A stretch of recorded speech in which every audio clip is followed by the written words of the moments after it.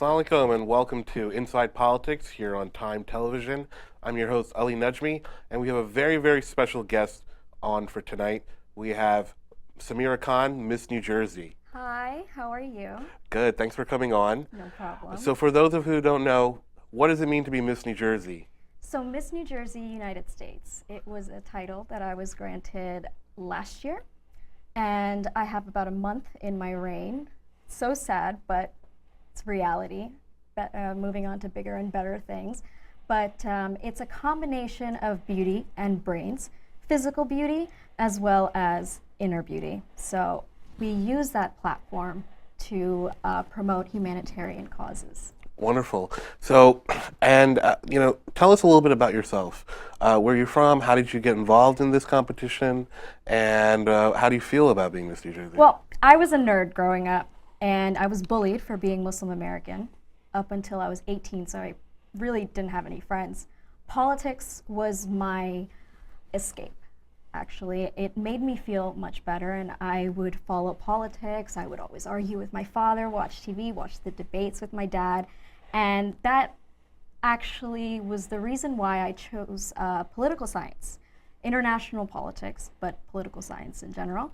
And I actually got involved in modeling, and I won the World Fashion Contest in 2011. Oh my God, it was so long ago. And I did Miss Pakistan World in 2014, and I won the title of Miss Photogenic. In 2015, I was like, you know what, I'm gonna try for Miss New Jersey, United States. And I won, and it was the greatest thing of in my life. Did they give you a crown? Oh, of course, yeah. I mean, usually I'm not supposed to really wear the crown, unless it's like a very huge appearance. Right. Sash, and especially for an interview like this where I'm speaking about politics. Right, I get you. Well, this is a political show, and although you happen to be Miss New Jersey, I actually invited you on because I discovered you as somebody who's one of the most outspoken advocates for Bernie Sanders. And I don't think I've ever seen somebody who's won a pageant contest in any state take on as much of a visible political role as you have. And so let's talk about why you support Bernie Sanders and what this election means to you. Yes, so as pageant title holders, we are told to stay neutral, to not really express our opinions, but I decided to go against that because I'm a very opinionated person. And my political opinions are very important to me because politics directly affects us. And I love Bernie Sanders because he is a true leftist. And we haven't really seen that in America. Right, so what does that really mean? What are the top issues for you? Well, as a leftist, it's when I say leftist, on the global political spectrum, not the American political spectrum. And I find his stance as a Muslim, especially his stance on the Israel-Palestine conflict, they've been consistent. His voting record is consistent in comparison to the other candidates who are totally radical. Even Hillary is a center-right on the global spectrum, believe it or not. Yeah. Right, Bernie actually declined to speak at the APAC conference. Very excited. What other issues? His stance on healthcare, how he wants to implement democratic socialism. Right now, Wall Street governs Congress, and that's a problem because it should be the opposite. And so, a lot of people watching the show, and I think a lot of people in, the South Asian community, the Muslim American community, probably are familiar with and know Hillary Clinton. And I believe that there's probably a lot of support for her. Why do you think Bernie is a better choice for our community in this election? Well, 52% of Muslims support Hillary and 22% for Bernie. Believe it or not, 7% of Muslims support Donald Trump. Right. Which doesn't make any sense to me because he has obviously displayed. We'll get to him in a second. Yeah, and Bernie, especially for Muslims, I think that he has been very active in speaking out against Islamophobia, which is an issue in the United States when other candidates are trying to ban us or deport us. And Ted Cruz just said yesterday that Muslim neighborhoods should be on a national watch. I mean, it's ridiculous. Right, he did say that. That's incredible. It's incredible. And that's discrimination. Right. That's against everything are. Well, I've heard Hillary say some really great things against Islamophobia, and I think that she's probably there on that too. What do you think will really be on a day-to-day difference for people in our community, in this country, if Bernie Sanders is the president of the United States? Okay, one main point I have to make is that we are no longer a democracy. Evidently, we're a plutocracy. And our, basically, the power elite is making the decisions for us, and that power is derived from wealth. And Bernie Sanders wants to overturn Citizens United. Right. And that actually happened in 2010. Right. It was just for our viewership. It's a case that allowed essentially unlimited money to come into politics. Yeah, and you can't have fair legislation when your politicians are being bought by corporations. Right. And that's why people criticize Bernie Sanders for being a single issue candidate, but everything goes back to corruption and campaign finance. Hillary Clinton is the puppet of corruption and campaign finance. Did you know that I think she has been given, the Clintons, $1 billion in their lifetime. In contributions. In contributions, yes. Right. Now, Bernie has definitely set himself apart. He doesn't have a super PAC. No. He takes only money directly to his campaign, so he's controlling it, and he's not overwhelmed by special interests. 80% less than $200. Right, in the total size of the contribution. Yeah. And he's raised quite a bit of money. Yeah. What's his viability like? We see in the delegate lead right now, Hillary is leading in the delegates. Hillary had a good night last night. What do you think is Bernie's viability to pull this off? Well, I think that everything moving forward is in his favor, but the problem is our flawed system of governance, superdelegates. And I think that the DNC is very corrupt because Deborah Wasserman Schultz is facilitating the coronation of Hillary. The head of the DNC. Basically. And I think that Bernie does have a shot if he can win by larger margins. There have been issues, for example, yesterday, Arizona. What happened in Arizona? Voter fraud. People were waiting 5 hours. And exit polls actually said that Bernie was at 50% and Hillary was at 48%. How did she win the state?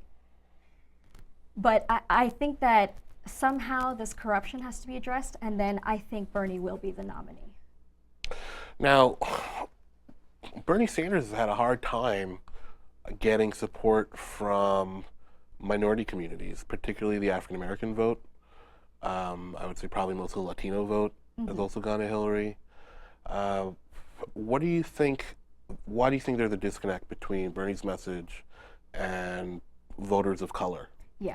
Well, Hillary, what she does is she does this thing called Hispandering to Latinos and Hispanics, and her policies change depending on the political climate, depending on the environment she's in. And in 2008, she was so hard on Obama. She was aggressive, she was terrible, but now suddenly Obama is a godlike figure to her in politics, and she keeps telling African Americans that, I will follow Obama's policies. If you watch her debates, whenever she speaks, everything she relates back to is Barack Obama. Yes, I will follow Barack Obama. So African Americans, I don't know how involved in the political process they are, but that's the reason why, because they're being manipulated by Hillary Clinton, when in reality, Bernie Sanders is the right candidate. Right. Also, if you look at the legacy of, say, the Clinton presidency, in terms of the crime bill that happened in the 90s, that incarcerated more African Americans than every other bill, and then things they did to cut social services and welfare and other things. Oftentimes people in politics vote against their interests. Bernie has resonated with young people, millennials. And the young people are always correct. You know why? Well, I like to consider myself a young person too. Vietnam War? Who protested the Vietnam War? The youth. Yeah. Right. You see it in history. So you're 24, and you're a millennial, I guess, in their category. 18 to 44. Yeah. I think. And so, why do you think, particularly young people, have been the most passionate supporters of Bernie Sanders? Well, because we understand that we are a plutocracy. Corporations are benefiting from our hard work. That's an issue. That's a serious issue that needs to be addressed, and it's created a socioeconomic inequality. People who graduate just recently are not able to find jobs. The master's degree is equivalent to a bachelor's degree now. Like, you have to get a master's to really, get a job. And high school degree is just like, you're not going to find anything. Mm-hmm. And statistics show that people are, recently college graduates college graduates are moving back home with their parents. Right. And you see this, it's because the wealth gap is so off. And that's actually, it goes back to African Americans and Hispanics too. For minorities, you can see that distinction in wealth disparity. Look, if corporations are benefiting from our hard work, obviously the money is going to them, and it's not trickling down to us. Like how's the that economy philosophy. handling, you think, for your peers and your friends, your recent college graduate friends? How are they doing right now? Well, most of them are, it depends on what they majored in. If they majored in something that is, for example, like financial analyst jobs are abundant. Right. But if they did political science, international relations, I know somebody who's working at an ice cream shop after graduating, after spending, $150,000 in college at a private university. That's another reason why Bernie should be. So, higher education has been a big issue in this campaign. Bernie's brought the issue of student debt to the forefront. Hillary's taken, I think, a louder voice on it since his advocacy. Do you think, but she's also criticized Bernie Sanders a lot for saying that his promises of free college education at public universities is kind of like a pipe dream. It's not realistic. Lowering student debt may be more difficult. What do you think about Bernie's policies on student debt, and do you think they are realistic? I actually do think they are realistic, because in Europe, college is free. If they can do it, why can't we? A lot of people use the example, there are like 9 million people in Sweden, but 9 million people pay taxes. We have 300 million people here. I think about 225 million of that are over the age of 18, so they'll be paying taxes. It's going to even out, and Bernie's actually going to be taxing the rich for this. Right. Well, we just got to take a quick break. Don't go anywhere. We'll be right back here on Time Television.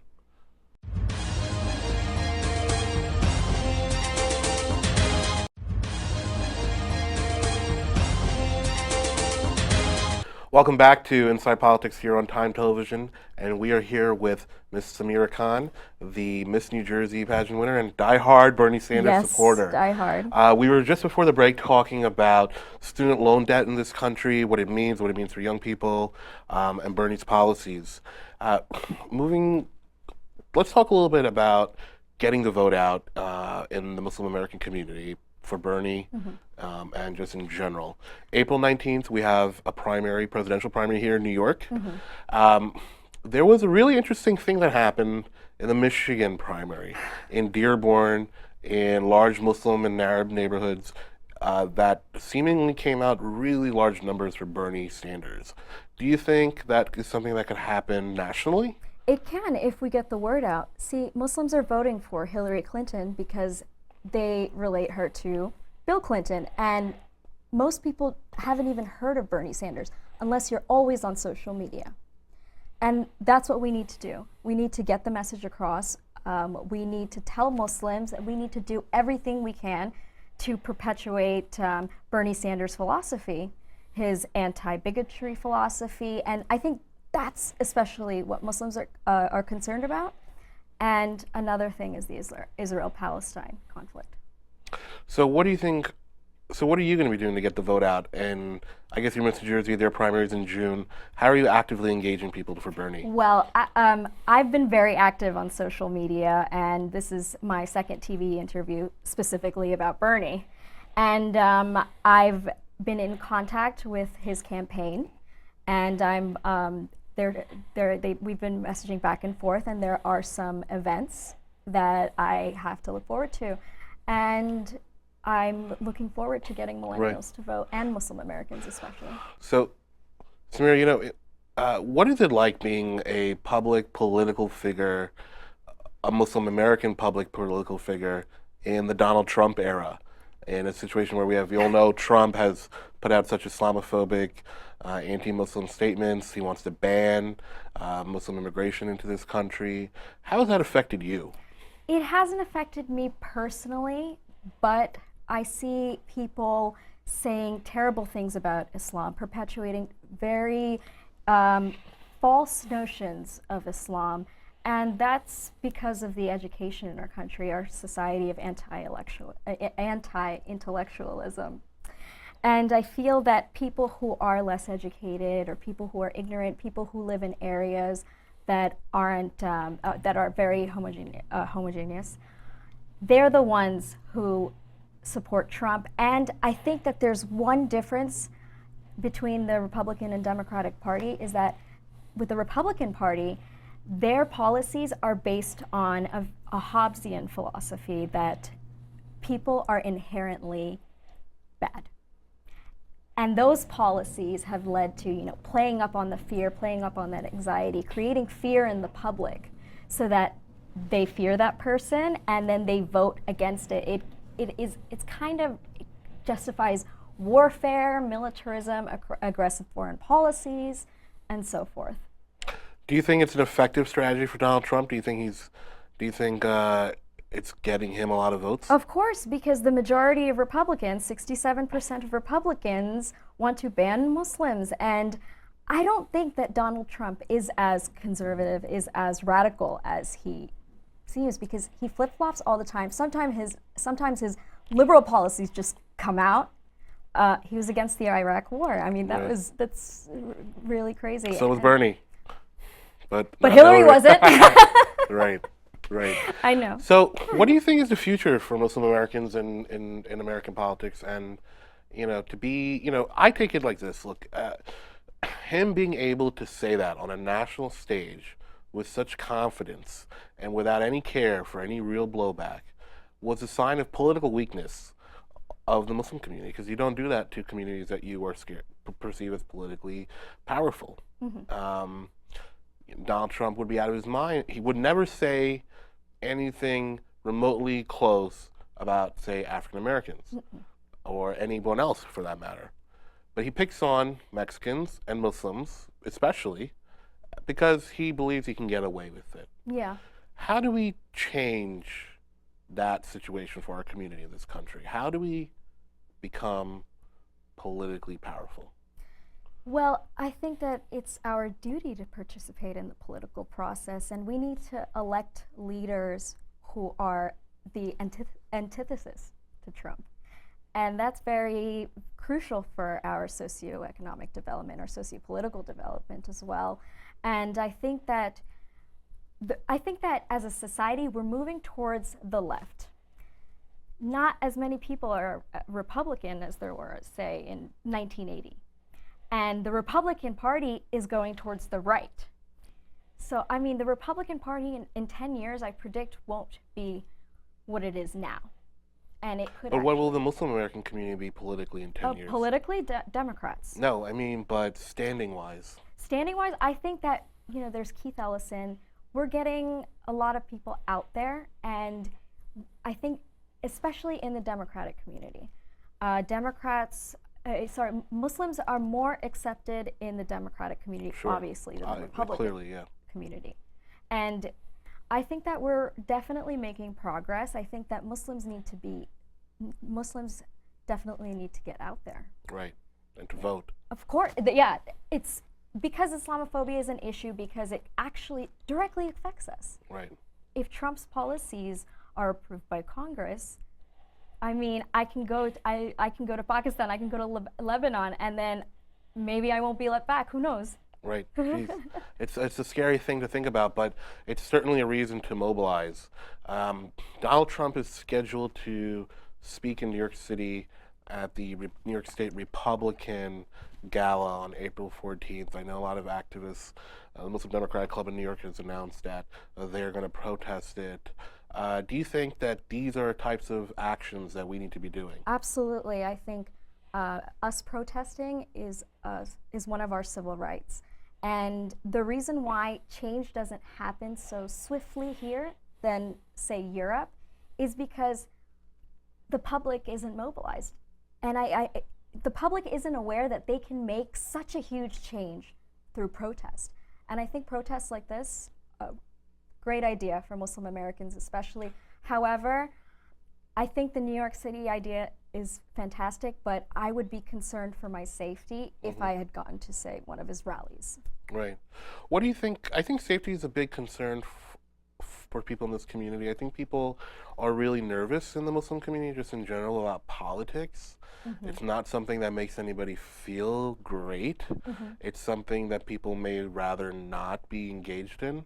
What do you say to everybody who's watching or people that know people like this in our community that are too nervous to be outspoken politically the way, say, you are, or to really engage and participate? Yeah, and I think that if you come here as immigrants, you kind of want to assimilate, and that's what's keeping us down. I think that if we, show that we're active members of society by voting, by participating in community events, and I think that some ethnicities, some cultures of the Muslim American community stay within their ethnic enclaves, so they're very unaware of what's going on.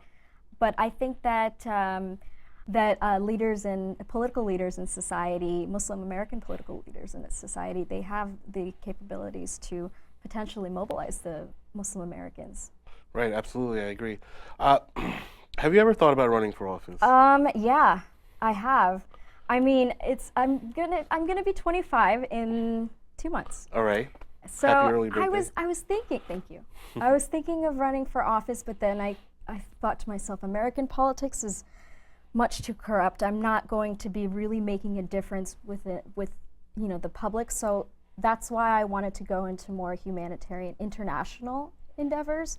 My dream is to work for the UN Refugee Commission. Okay. So that's what Tell I us about some of the humanitarian work you're involved in now and what other projects you're really committed to. Well, when I first got crowned, I was invited by the IRC, the International Rescue Committee, and I spoke on the plight of refugees around the world, and I had the opportunity to meet with them, listen to their stories, and every time I hear about Syria, Palestine, or what's going on in these countries, it really affects me because I'm blessed to live in the United States of America, where political events or political clashes or whatever, it doesn't affect me. And these people had to leave their country for that reason, and it's been very, very. It resonated with me, definitely. And then gender equality. I think that we are in a state of gender inequality in America. The war on women, Right. Republicans want to defund Planned Parenthood. So gender equality for me is very important. UN Women, I've been working with them, and I've gone to a few of their events. Most recently, a Muslim American. Sorry, I'm going to start that over. Take a breath. Most recently, I was invited by the Sisterhood of Salam Shalom, which is a women's leadership organization that's headed by Muslims and Jews. And they invited me to speak at Princeton University to present a lecture, an hour-long lecture. Wow. Yeah, on the pressures of conformism in American society. And I used that to promote a positive image of Islam to potentially end Islamophobia. That was what I focused on, and I discussed women's rights in Islam. Well, we just have a minute left, but Sameera, if people want to get in touch with you or follow you on social media, how can they do that? Well, I have a Facebook fan page, Sameera Khan, Miss New Jersey, United States. You can message me anytime, and then we'll discuss, and I look forward to hearing your thoughts on this interview.